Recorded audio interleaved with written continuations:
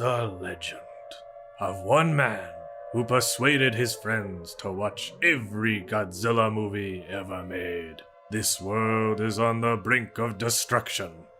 We need you now, Godzillavangelists!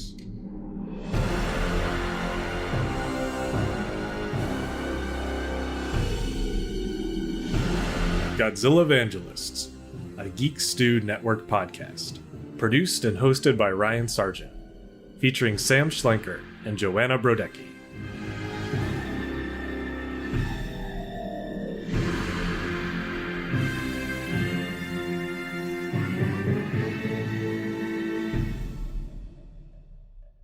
You guys, we got a lot of problems here in 2022.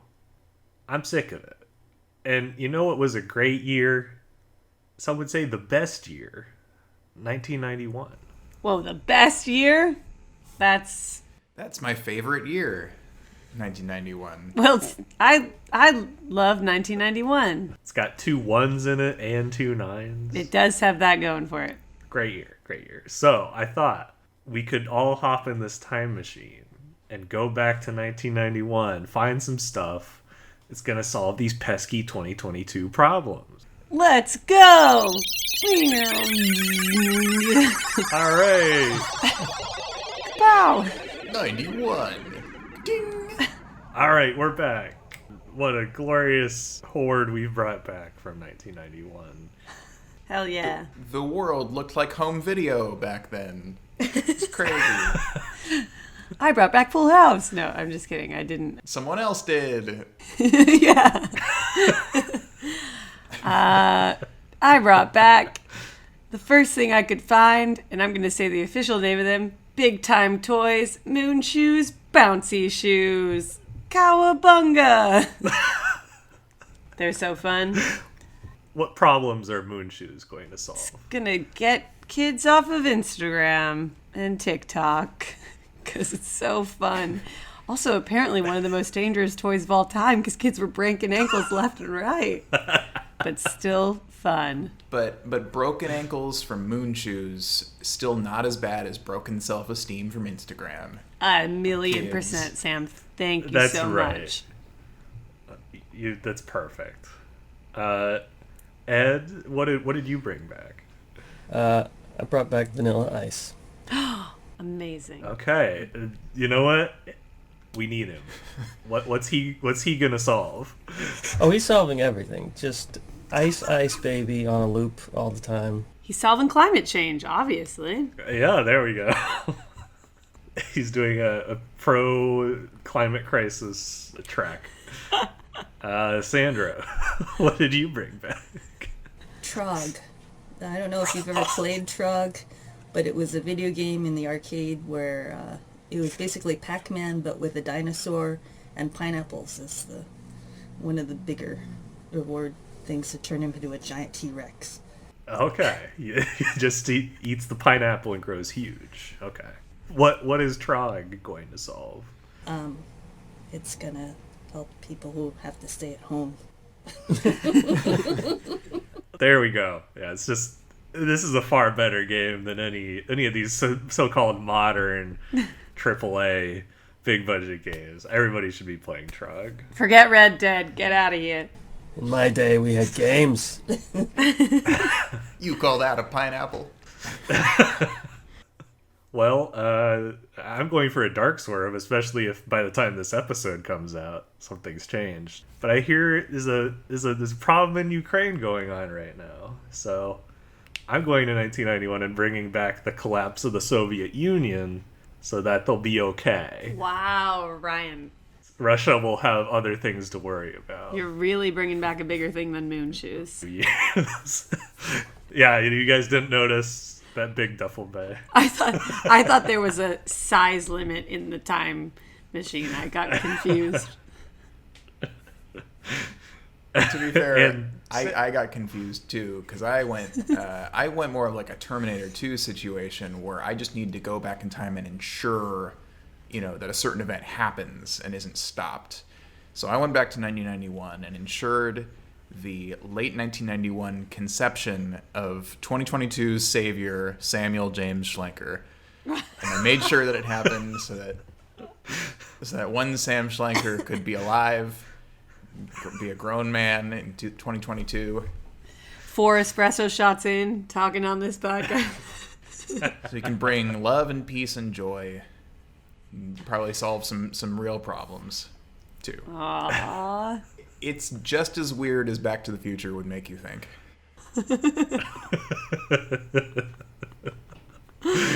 All right. Well, now that we've solved all the world's problems, we can sit back and enjoy another 1991 classic, Godzilla vs. King Ghidorah. Yay.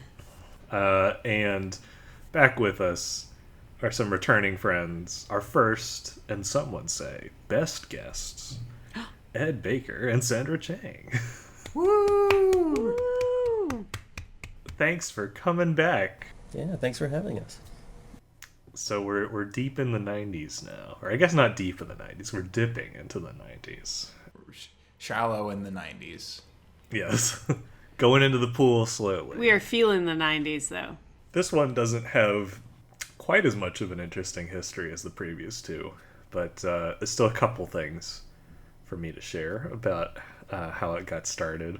As I mentioned last time, Godzilla vs. Biollante was not quite the moneymaker that Toho hoped for, so they dove into the world of market research, which was already plaguing the rest of the entertainment industry by that time.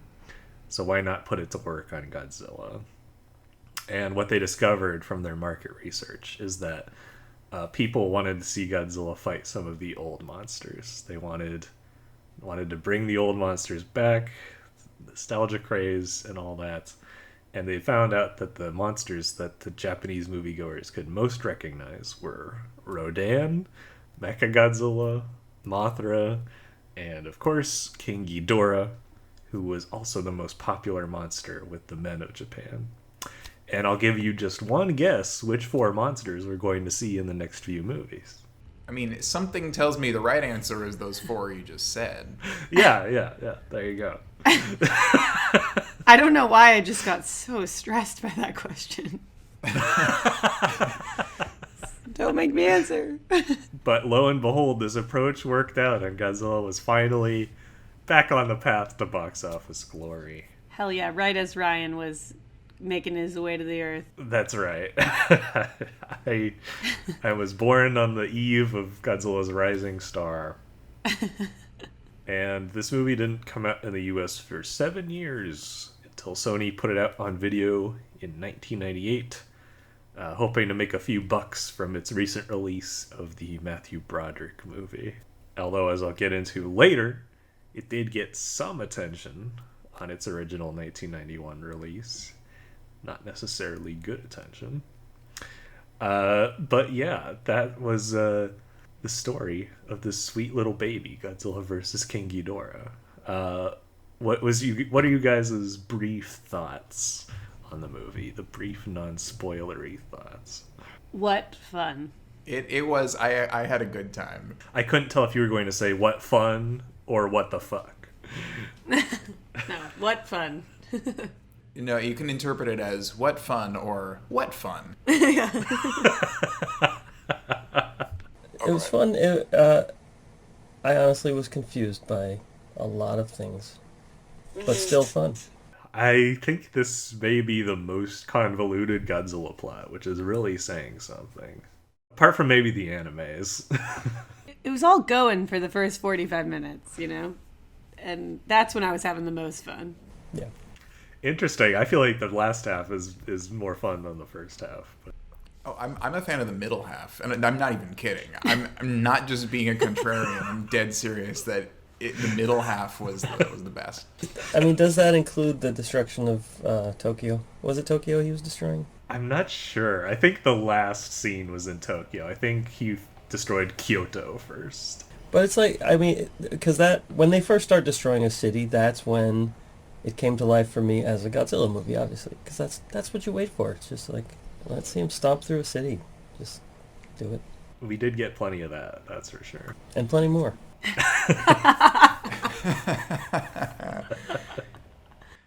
This was the first one where I felt like Japan is victim to a weirdly abusive relationship with Godzilla. Yeah, really weird. Godzilla's got kind of like a weird, like, abusive but possessive boyfriend thing going on with Japan, where he's kind of like, no one gets to hit you but me. Like, it was kind of, I kind of didn't like it. It definitely felt off. That's a great insight. But there's also that one core relationship with that one dude that's also super twisted. Yeah. Which I guess we'll get to, but yeah. That's kind of in there too. But yeah, it's like Godzilla protects Japan from others, but it's like in a possessive way. Like, no, Japan's mine. Poor Japan, really, too. I keep thinking that the more and more movies we watch, you know? It's like every time, nobody else. Nope. They're the nexus of the monster universe. Yeah. Shall we go on to the synopsis? Let's do it. Do it. Whoa.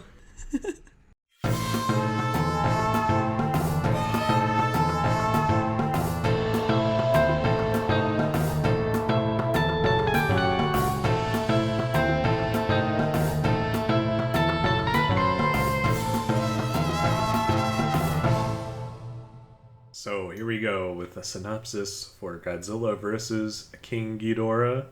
Sound effects at the ready. Take that, you dinosaur. A UFO flies over 1992 Japan, prompting fear and curiosity from the public. What's that?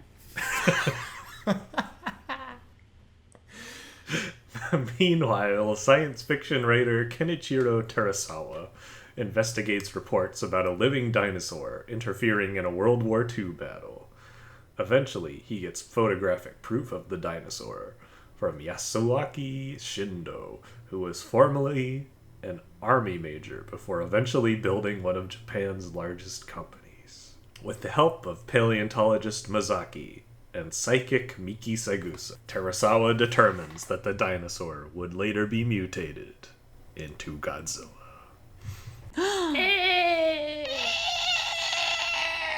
The UFO occupants emerge and turn out to be time travelers from the 23rd century named Emmy, Wilson, and Grenchenko.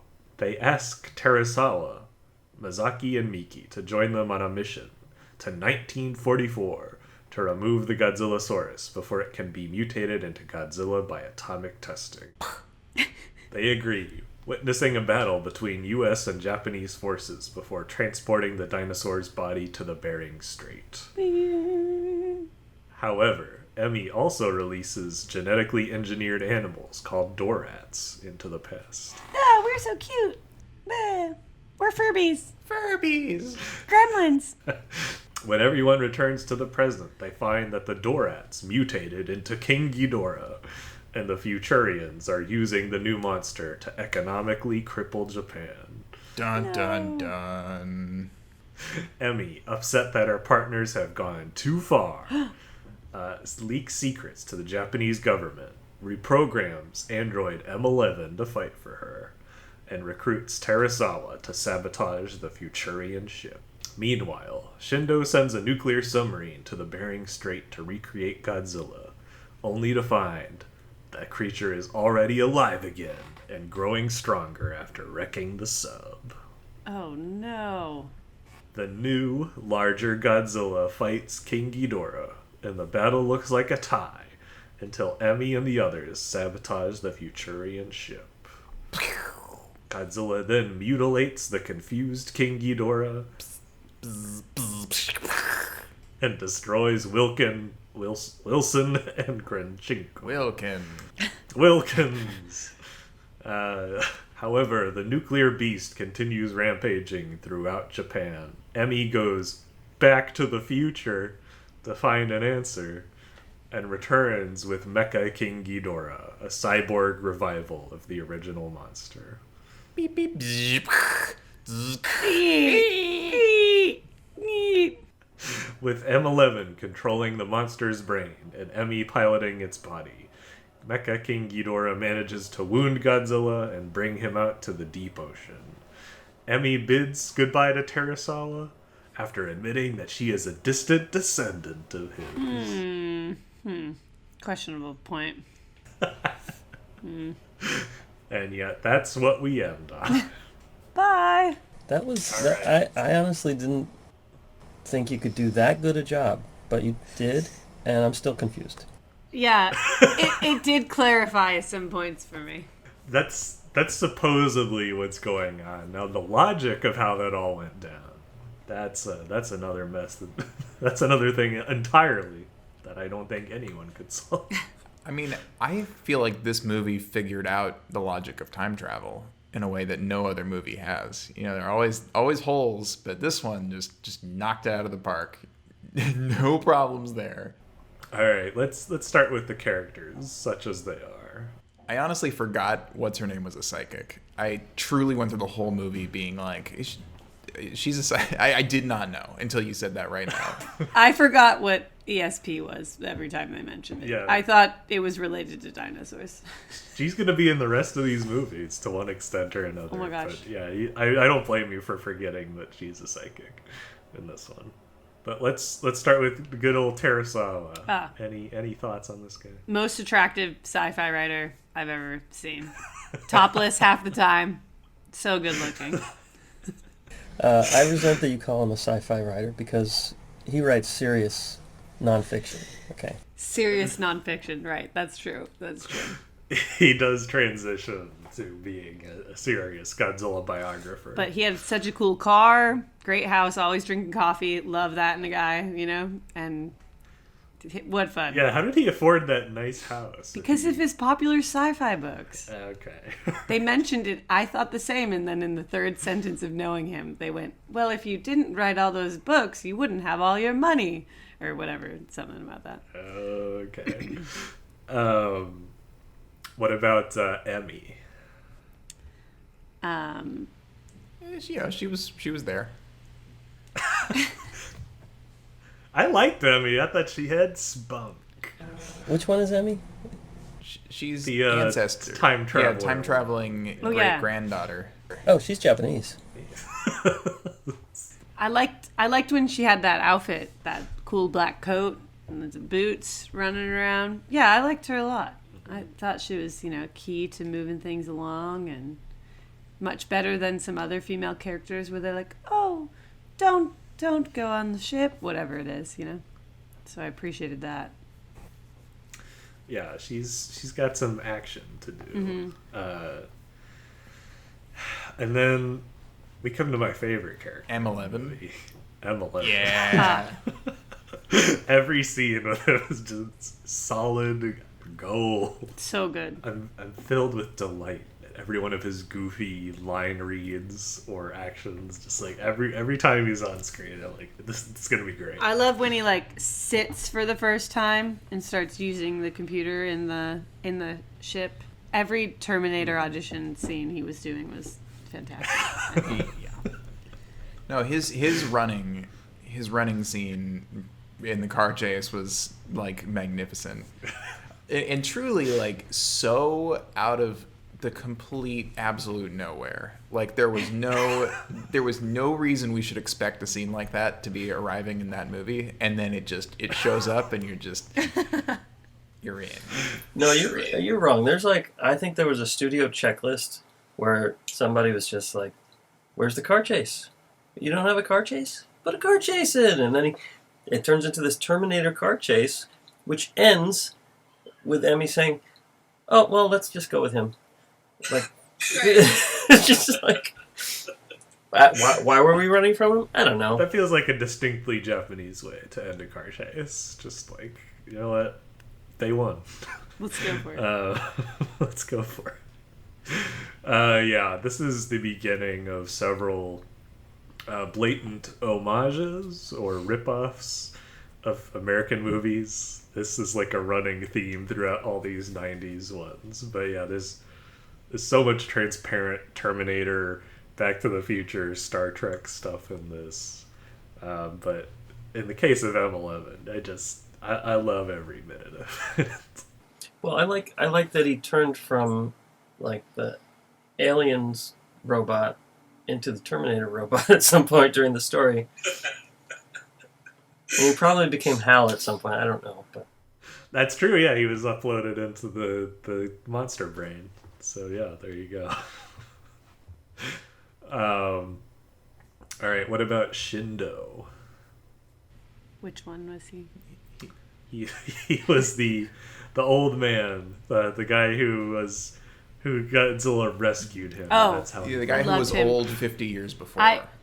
Yes. I loved his that's why I loved the first 5 minutes of the film. All the like little intros you're getting of these. I loved when he was at that dinosaur museum yelling out into the world. That was such a great intro to him, I thought, and I was very ready to have this character as a part of the crew for this film. I know. He's played by Yoshio Tsuchiya, who was in a lot of the old movies, and I don't know if you guys remember, but this is the guy who was on Seven Samurai, and he asked if he could quit to go be on Godzilla. Oh, yeah. So he's always been a huge Godzilla proponent himself. So he puts his all into it. Like, he's got not a whole lot to work with, but I think he's doing a great job acting tearful about Godzilla. Yeah, I felt sympathetic towards him. Yeah, I mean that ending for him is confusing. It was very boy, what a tone shift that was. I know that. I mean, that's a classic scene. I guess it is a little confusing, but for me, I've always thought of it as a big, cruel joke. Because you have this emotional build-up, this great sentimentality of Godzilla and Shindo recognizing each other from decades before, and then you think Godzilla's going to like turn around and walk away and spare him, but nah, he just vaporizes him out of existence. But I also felt like that's what he wanted from Godzilla. Like, he's standing there like, come on, bring it. I guess it's up to interpretation. I always thought it was a joke, but I'll admit it is a little confusing what they're going for there. Well, it gets kind of whiplashy because then immediately we cut to one of the other main characters just being like, Shindo was in that building, huh? It's just like, guys, we're back to this tone. And then of course we have the nefarious time traveling Wilson and Grinchenko. I mean, everyone knows when white people travel from the future, just don't trust them. Yeah. That's all. They're up to no good. They don't have your best interests in mind. And that's why they had Emmy who says, I'm Japanese. So that we know that they're not. In case you didn't know that they're not Japanese, we figure it out. So I know this is a mistake to try to question the logic of some of this. But like, why did they even enlist the help of our characters at all? I was very much reminded of some of the older movies where the aliens would ask for the humans' help just so that they could betray them, but when they could really just do it without asking for permission. It's kind of the same thing. I guess there was like the mildest of excuses, and that they wanted like Godzilla experts to come back with them and make sure that this one living dinosaur happened to be Godzilla. But that's about all they offered. But I love their choice of experts. It's always like, some guy that writes some newspaper articles, like wrote some stories. He's like, wait a second, why am I here? What am I doing here? Well, he did write for Super Mystery Magazine. That's true. So that's a pretty true. Qualified prestigious editorial. Oh, he wrote for SMM? I mean, yeah, he's great at solving mysteries. No, there's no wonder they brought him along. Yeah, they did have some kind of long wind. I was waiting for some kind of explanation for that, and then they have a moment where they go, well, as you all know, you can't... We need help time traveling because you can't time travel and be at the same place as yourself before, because then one of you will disappear.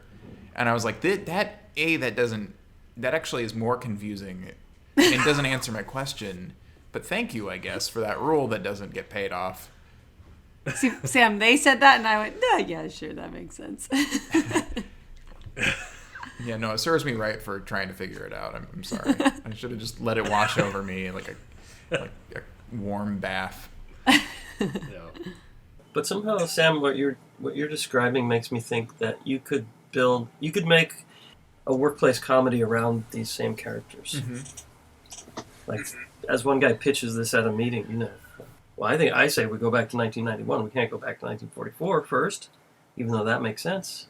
Let's go to 1991, get more people, and then go. That'd be a great pitch, just like inside the Earth Union.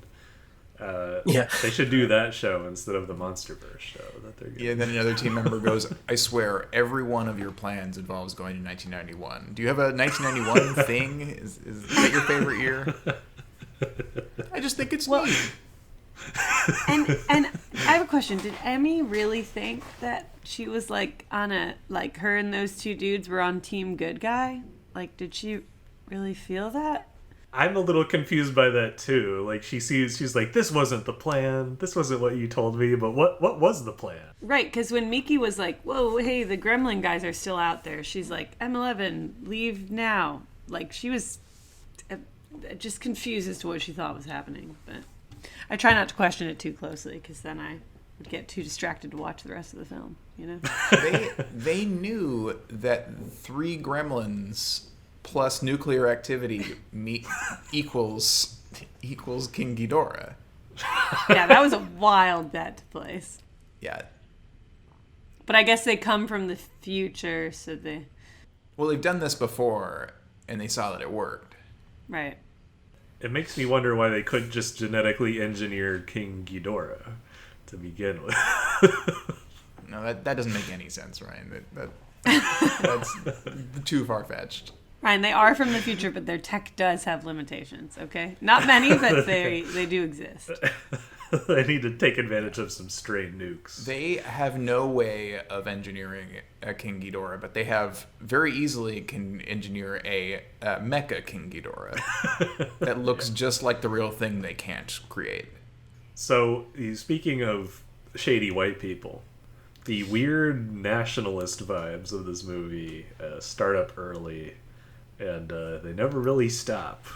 To give a little context to our younger listeners, Japan was feeling pretty cocky at this time because they had one of the strongest economies in the world, with the yen hitting a still record high of 75 yen to the dollar in 1995, which made it arguably a stronger currency. And if you watch a lot of movies and TV shows from the time, you'll see people always talk about Japan devouring the U.S. And so now this is like from the opposite perspective, like, yes, we will devour you, and being proud about it. It's super strange. But the whole plot has to do with them trying to ensure that this happens.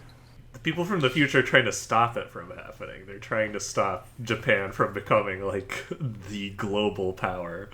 Did have these kind of meta vibes of like dissing the U.S. at the same time for the way in which they have treated the world, I guess, is like kind of the reading I got as well. Yeah, definitely. Which I'm okay with that. What I'm not as cool on is them glorifying the Japanese Imperial Army, which was not a great group of people. That's one of the least favorite things about this movie. Right. It's super nationalistic, which is gross. But speaking of that scene with the soldiers, that actually news of it did get over to the U.S. and like CNN and PBS, a whole bunch of people did reports on it where they were playing up the conflict between the two countries. So I'm actually going to show you guys one of those clips now. Entertainment Tonight controversy, 1992. Godzilla's back, that big Jap reptile with the fiery bad breath. It's his 18th film called Godzilla vs. King Ghidorah. But unlike his other efforts, this one's becoming controversial. The bad guys in the movie are aliens from the future.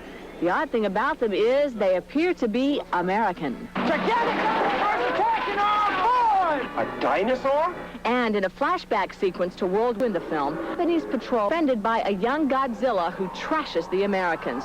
Since the whole film is not available in the U.S., this sequence was inside a Tokyo movie theater. It shows Godzilla flattening a lot of our GIs. Japan-based movie critic Jay says this anti-Americanism is a trend. The last three films have had I think, a very pronounced anti-American bias about them. Gerald Glaubitz, national president of the Pearl Harbor Survivors Association, says the film is not going to help Japanese-American relations.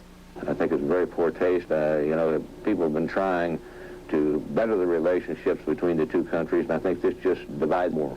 Kazuki Amori, the film's director, claims his movie is a response to anti-Japanese sentiment from those countries envious of Japan's economic power. He speaks through a translator. Japan has been bashed by the rest of the world because it achieves such economic miracles. So I took this background into consideration in portraying Godzilla. But we all know Godzilla is just a guy in a rubber suit and that movies are full of dumb special effects that nobody takes seriously, right?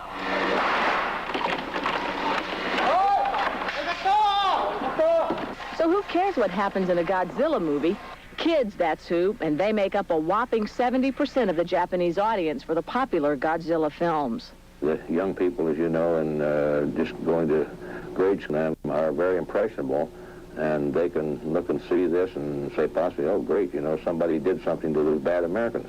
But director Amori says his movie is not anti-American and that the Caucasian actors in the film had a good time.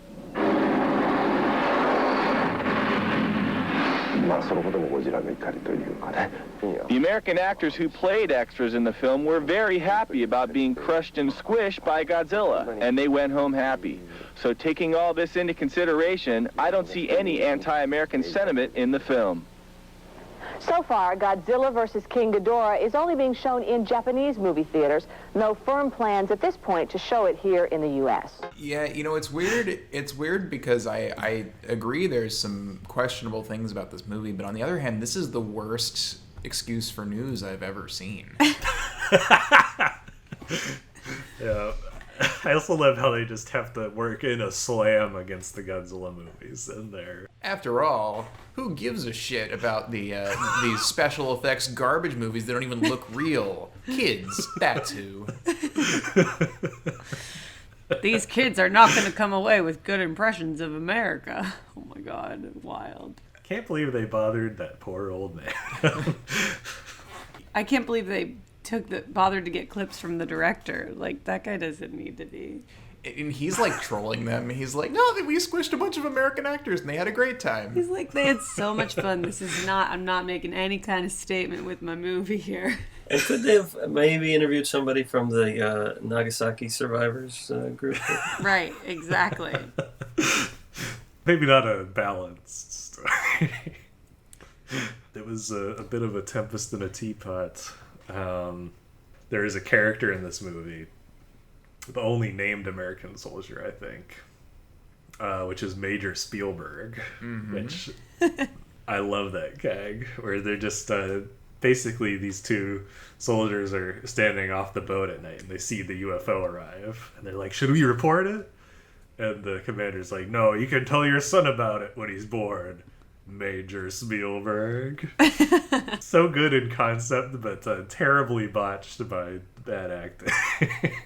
It also, Major Spielberg is hysterical. The thing that was weird was when you say you can tell your son about it when he's born. I think the understanding or the implication is like, oh, because his wife is pregnant or something. But it didn't come across like that to me on first listen, and he's just like, it sounded like, yeah, someday you'll tell your son about it if you ever have a son. And I was like, I was so confused, and it took me I thought about that for a good minute of the movie, and maybe didn't even notice what happened in the next minute because I was so focused. I'm like, what does that mean?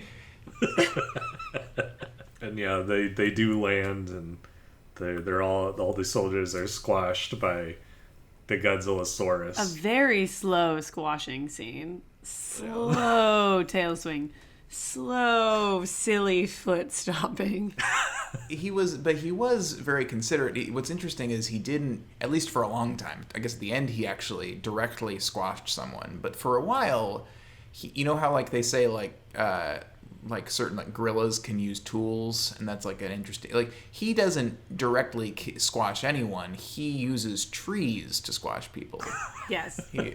He did love the old Widowmaker move. Yeah. Lines up a tree, waits for the Americans to move into the right trajectory, hits the tree at the right angle, and squashes just it's kind of amazing. It's like geometry at play. I do. The way that those Americans like moved, they're like, come on, don't get too close. But they remind me of my dad used to have all these little like army figurines when he was a child. And I envision like that's how a child of that generation with little army figurines would play. Like, let's go, get the dinosaur. Whoa, watch out, here it comes. Like that kind of voice acting over it. It is a very embarrassing sequence overall. But as a child, this was the first one from the 90s series that I watched or tried to watch. Because when it got to this scene and all the soldiers were getting squashed and they were shooting the shells at Godzilla and he was getting all bloody and mutilated, I was horrified. I thought this was the scariest, most gory thing that could ever exist. So I was very upset, and my mom made my dad turn it off, and then I couldn't watch any more of the 90s Godzilla movies until I was older. Is this also where your anti-American sentiment came from? Yes. This is why I'm a dirty, no good liberal. It's this movie. They hurt Godzilla. But yeah, you mentioned the Dorats. So do you want to talk about them, man? Yeah, well, I'm sure Sandra has some opinions about Dorats. Well, they're very cute. They are very cute. I am not sure again why they decided to go with the Dorat plan. Apart from, I guess it is a Gremlins thing, right? Because the Gremlins movies were also popular. Mm-hmm. But you only get 2 little scenes with them. But I loved that they had that little like whistle that just got them all. Something about how they use microwaves to interpret human emotion, or some explanation that I don't know what that was about. Oh, I kind of loved how cryptic that Emmy was in that scene. Like when I forget what the line she had was, but yeah, she's like, keep human emotions. I'm joking, of course. And as they're all like panicking, that's what made me really be like, I love this character. So silly. Yeah, that all makes a whole lot of sense, sort of, if they're just a weird animal that we like to keep as pets in the future, and a whole lot less sense if they're the building blocks of a Ghidorah. Right. Yeah. So she's just a big fat liar, I guess. I'm wondering, did they specifically create the Dorats to be mutated, or are they like commonplace in the future and they just brought some and hoped it would all work out? Oh, good point. They look like bats, which, ironically is what the coronavirus. Oh. Dorat 19. Dorat. None of the cuteness maintained, though, in the... This is going to be a total Godzilla nerd segment, but I feel like every change to Ghidorah was for the worse. The heads are less interesting without the fur and the antlers and the crescent-shaped horns that the old Ghidorah had, and the sounds are modified Rodan roars instead of that lovely, like, crazy, giddy, laughing sound he usually makes. So he's just a much more boring monster with a sillier origin. So I find it hard to be that interested in King Ghidorah in this one. He's never been this is blasphemous, I guess, but he's never been a favorite of mine. I find him to be kind of... I just have a hard time being interested in King Ghidorah in most of these. And but that said, this one is ridiculous, and I, in a weird way, I was kind of more intrigued. I mean, he's almost like a plot device. This is almost like you could almost hashtag not my Ghidorah this one. Like, you could just believe that this is just something else. This is like a different approximation of Ghidorah created by three Dorats.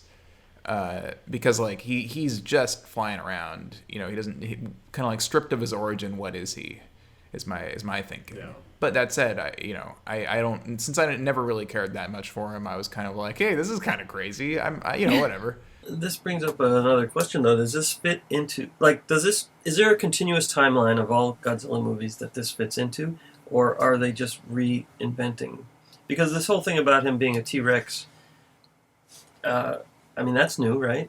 Yeah, it was kind of vague in the original movie what Godzilla's origin was. There were like multiple theories, and here we get to see it for the first and only time, like exactly what he's supposed to be.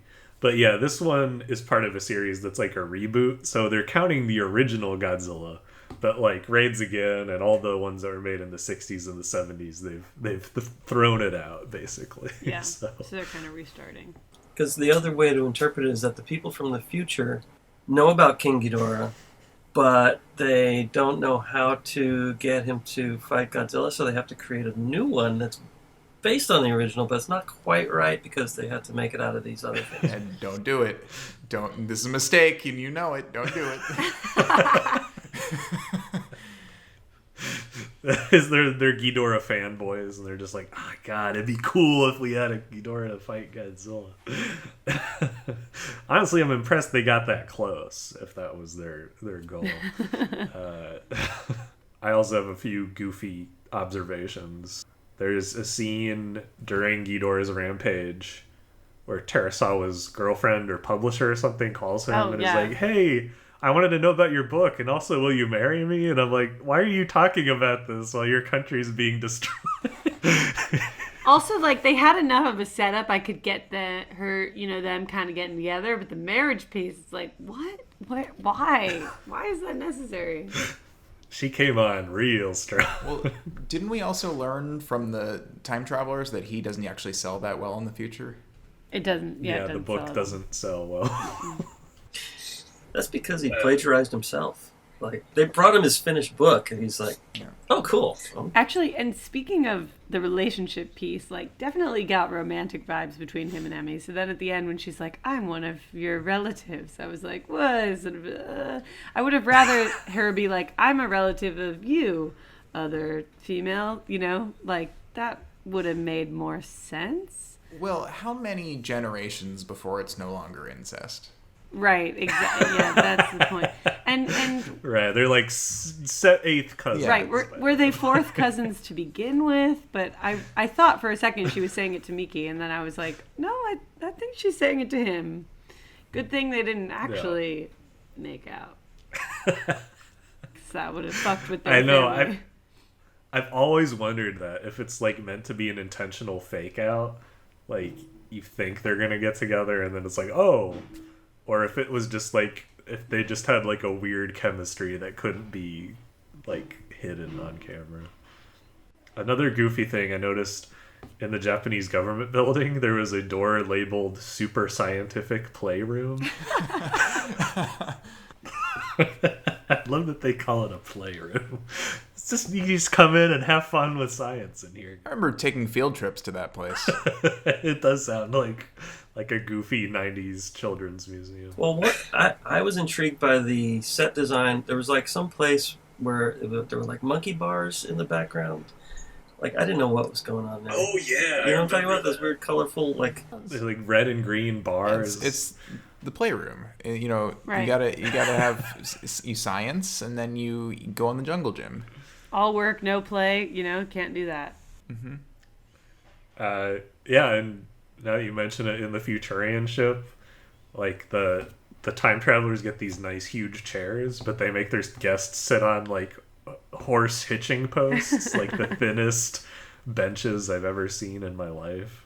Well, that's a like a business power move, Right, make them feel uncomfortable. Exactly, make people uncomfortable. You sit higher than them. It's like it's a strategy. It's a strategy. I mean, otherwise they would question your plan immediately. They understood that this plan made no sense, but they were in such low, uncomfortable chairs. They just agreed just to get things on with. Yeah, your brain can't make all the connections if you're in that much butt discomfort. I loved the bold move when they first, came down in their little, and they were like, "Oh, we can't actually shake your hand." And then the decision of the prime minister and his helper were to walk through them to double test that. It's like, in what world? That would never happen. You'd be scared out of your mind. That's true, yeah. They're just like, yeah, let's see what happens. And then they we just turned walked through. around as if they knew it was going to happen. I mean, I guess maybe they did. But Yeah, I had that thought. Does that mean that, because they're holograms, but like these people, this is so in the weeds at this point. But like the real Wilson and company are like acting this out on the ship, and then they're and then the holograms are just being projecting their actions down below, but they turn around to face them after they've passed. So which means that like on the ship, Wilson and company they're just in the middle of a room talking to no one, but they were like, oh, they're on the other side of us. Spin around, keep talking to a bunch of nothing on the other side of them. no, but the cameras are 360. Their view is 360, so they got to go around to where they are. It's high tech. I don't know exactly how it's. Oh, that's a good point. Is hologram also a power move, like a business power move? Mm-hmm. Hell yeah. Yeah, we didn't actually show up. We sent our holograms. Well, yeah, the first rule of negotiation is never shake someone's hand, because it shows that makes you equals. And so that's what it is. It's just so they don't have to shake hands. It's like. And the first time that they're non-hologram outside the ship, Emmy has to put on that suit and do that little go down that little hole, right, to exit the ship, I think. Yeah. I love how all the technology made like 1950s noises. They're all like my last goofy call out is when they're like attacking the Futurian ship. There's a scene where a guard walks up to M11 and he's like, "What's going on here?" And M11 like karate chops him, and this guy, instead of falling to the ground or like even like doing like one of those head spins fallbacks, he like trembles to the ground. He's like wiggling all the way down. I'm like, what a strange choice. What prompted you to do that? I actually have a weird call out, which is that I've seen a million laser fights in movies, like in everything from Star Wars to obscure nonsense like this, but I've never seen shots of a laser fight that are directly down the barrel of the laser gun, so that what you're seeing is just an expanding ellipsis an expanding circle of red coming out of the guns. That is the weirdest way to shoot laser shots. I'm so confused. I'm so confused what they like. Yeah, there's a reason why you don't do that when doing a laser fight, and you want to see the laser travel across the screen. Not right towards you. Yeah. Mm-hmm. That's a good point. Speaking of great directorial choices, I genuinely love the shot of Godzilla with the cows in the foreground when he's like walking across the countryside. It looks real good. It's like a nice like scale nature kind of thing. I'm like, I'd love a nature documentary style of Godzilla movie where we're just seeing him going about his business. That's what that in the reminds me wild. of. You should just have like a live stream channel that, just him going about his business all day. Yeah, Godzilla Watch 24/7. Get a little GoPro on him. That one's free, Legendary. You can do that on Twitch when you're getting ready to release the new series. So Godzilla in these movies, this 90s series, he's played by suit actor Ken Satsuma. And there's a great moment in this where, during one of the later destruction scenes, do you guys remember the part where Godzilla falls into an underground subway station or something like that?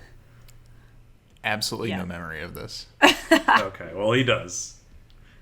And obviously, to some extent, that had to be planned, right? That there was a floor that was supposed to collapse under him. But he must have taken a misstep or something, because when he falls, he genuinely wasn't expecting it. So you can almost see the shock on Godzilla's face as he falls. And he hits his head real hard on the side of the set floor and got a concussion from it. What? Whoa. So suffering for his art. I bet the director set it up that way to get a real reaction out of him, you know?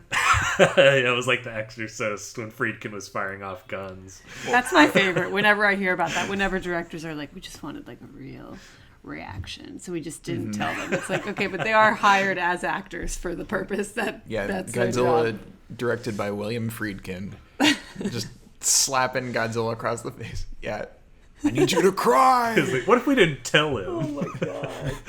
What if we didn't tell him the floor was going to collapse? I heard that part where the American soldiers are shooting at the dinosaur and he's screaming and bleeding. That was totally unplanned. That was his own blood.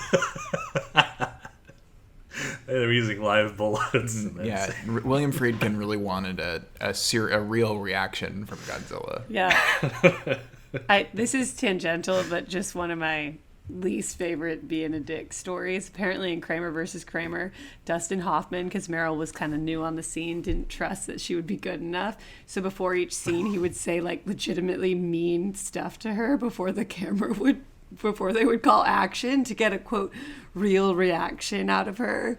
And it was apparently a terrible, terrible experience on set, but like just God, the worst. That sounds awful. Yeah. Yeah. Meryl Streep, everybody, you know? Mm-hmm. She really needed that boost.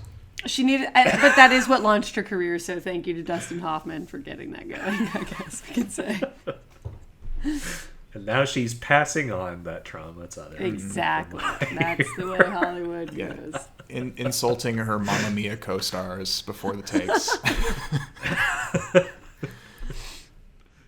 I guess the last thing I have to say is I really love that final fight. That's the highlight for me, is the Mecha King Ghidorah fight. Because, you know, you like Emmy by that point, or at least I did. And the fact that she's piloting Ghidorah gives the scene like some tension that some of the other monster fights don't have. So I found myself actually like getting hyped and like rooting for her throughout that whole battle. So I had a lot of fun. Yeah, and I liked some of the robot heads and all the colorful laser things going on in the movie at that point. Yeah, his tasers. Yeah. I think I have to ask Sandra what she's doing now. I think she's developing a conspiracy theory of some kind. Yeah, apparently in France there's a place called Le Dorat, and the COVID cases there have gone all the way up to like new cases more than 300,000, like 350,000 on average.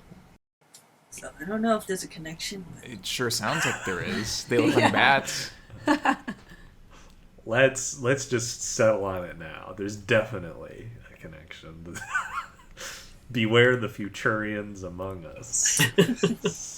Yes, this whole time we've been talking, she's just been looking up things about Dorats. You were looking at a game? Was there a game? Yeah, there was also a game, and the Dorats were the new character. Yes, the Godzilla mobile app, one of the units you can use is the Dorats. Well then, let us go to the judgments.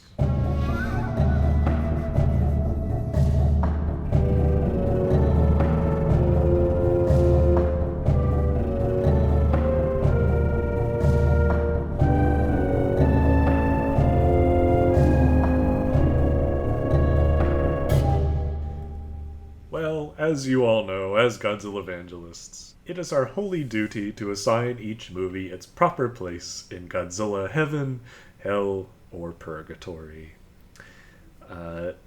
So it's time now to fit Godzilla vs. King Ghidorah in its proper ranking. I'm going to put this movie in high purgatory. Biggest winning factor for me being the fact that I thought the characters were memorable. They had their own thing, each going for them throughout the film, which I don't think we could say about the last one. There was like nothing motivating, interesting, or memorable behind any of them.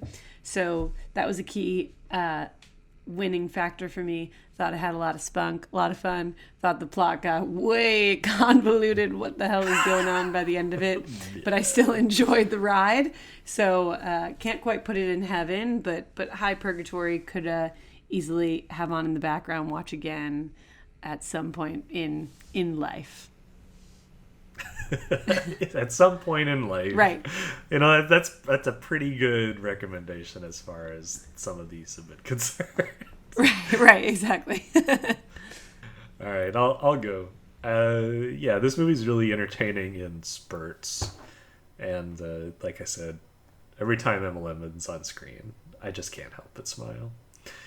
And you got a great final battle. Emmy's pretty cool, but the whole thing, as you said, is very convoluted and overlong and sloppy, which I feel like is its greatest weakness and strength, because you can feel them not caring through the screen, like a lot of just like we'll just let this go, we'll just like roll with this, like first drafts all over the place, which is really entertaining a lot of the time because it's so bizarre and silly and plainly lazy, but at the same time it's not really what you want as a Godzilla diehard. You want them to actually try to bring something genuine and forthright to the whole movie.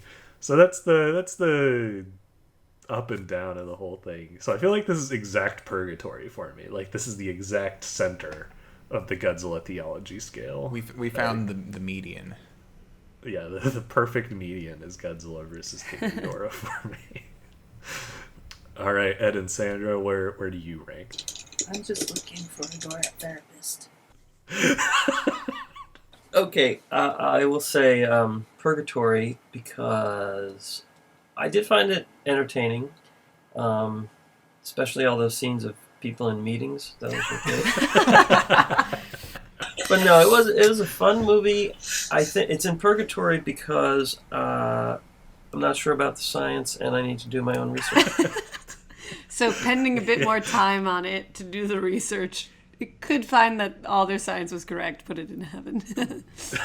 Do your research on the Dora pandemic. Yeah.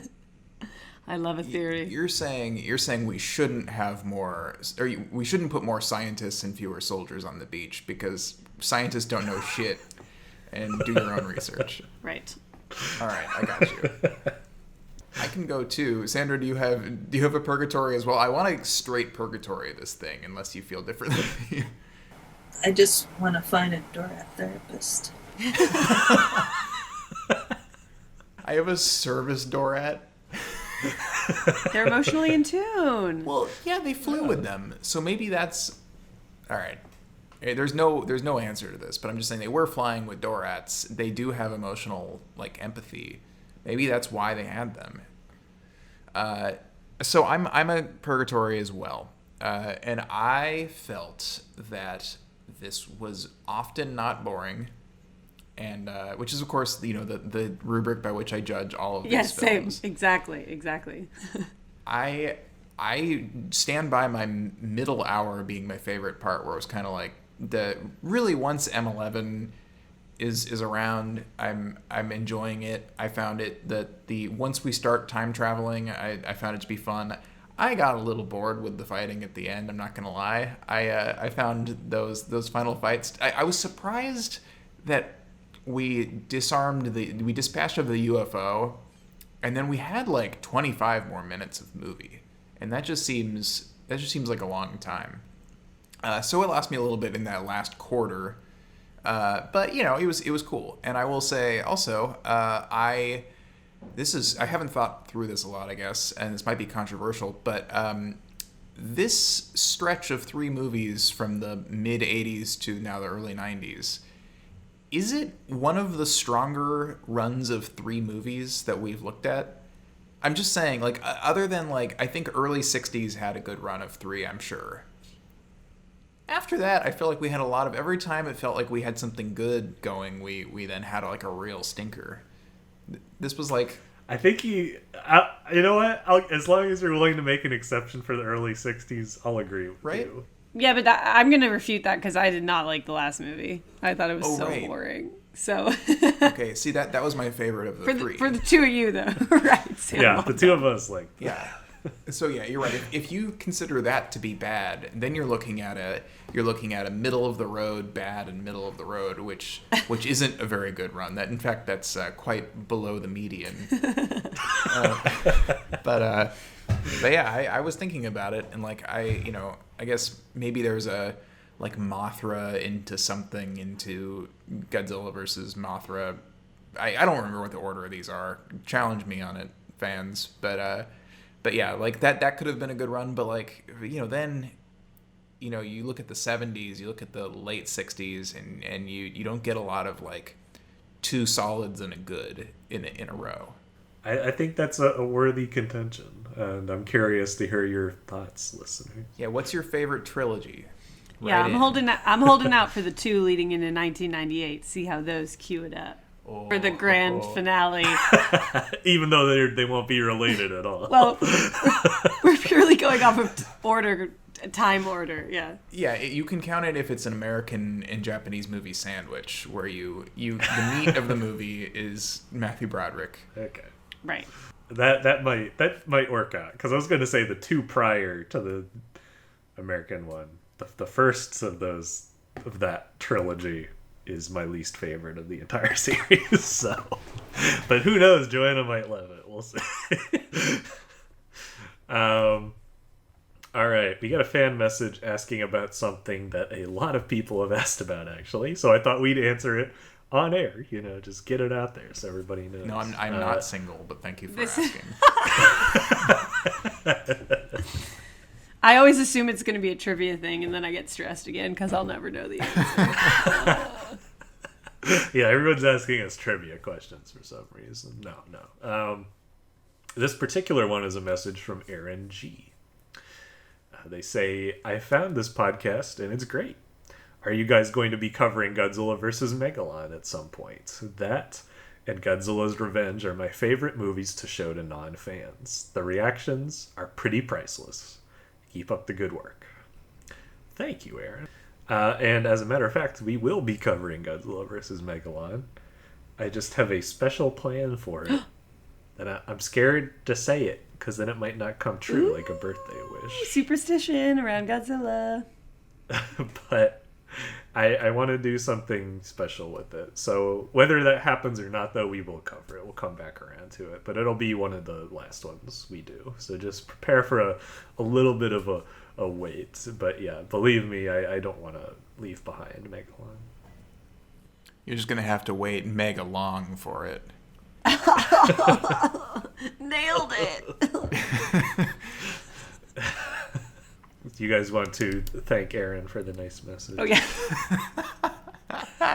Are you my mom at Christmas? He's like our preschool teacher. He's like, you guys want to say thank you for the night?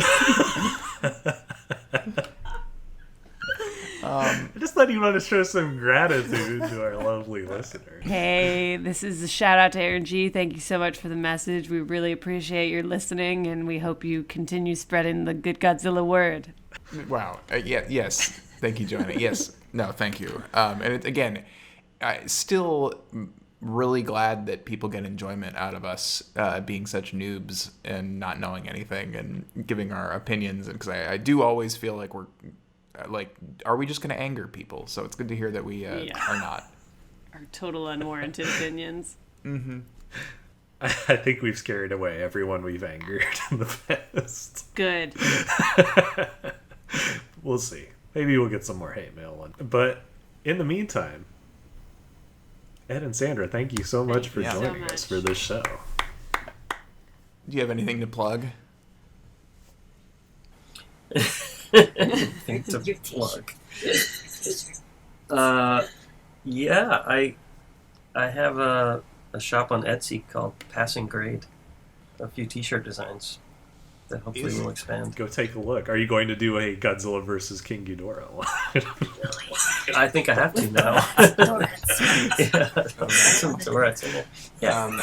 Wait, I see a few mugs as well. Hello, gotta hype mugs up the mugs. I love a mug. And I love Etsy. Ed, I didn't know about this. This is news to me. I didn't know about either. Sandra just told me. Started it under your name. Let's say the username one more time for people who understand. It's Passing Grade. All right. Well, dear listeners, thank you so much for listening to another episode of Godzillavangelists.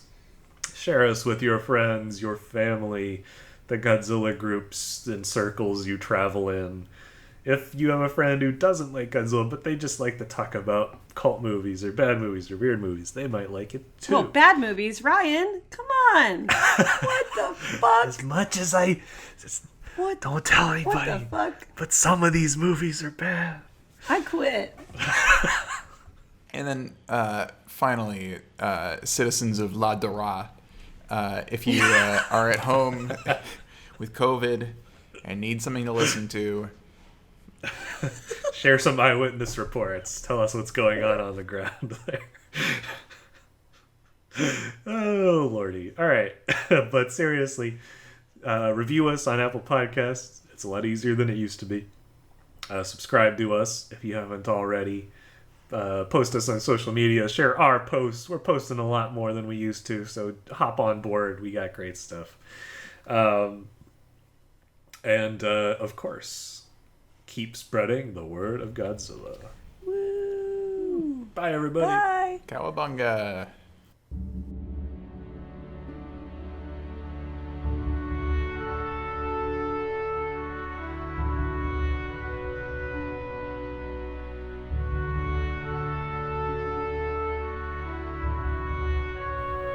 Godzillavangelists is brought to you by me, Ryan Sargent, and my friends, Joanna Brodecki and Sam Schlenker.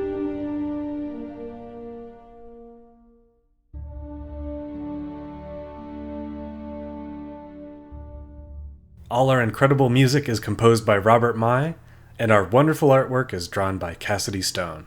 This episode was edited by Dylan Jones. Special thanks to our families, friends, and the wonderful artists who made the movies we talked about today. Godzillavangelists is a satirical, critical work, not affiliated or endorsed by Toho, Legendary Pictures, or anyone behind the Godzilla series. Visit our website at godzillavangelists.com. We're also on Twitter at GodzillaCast and Instagram at GodzillaVangelists. If you prefer to listen to us online, we have a YouTube channel. Thank you so much for listening, and we hope you join us next episode. In the meantime, keep spreading the word of Godzilla.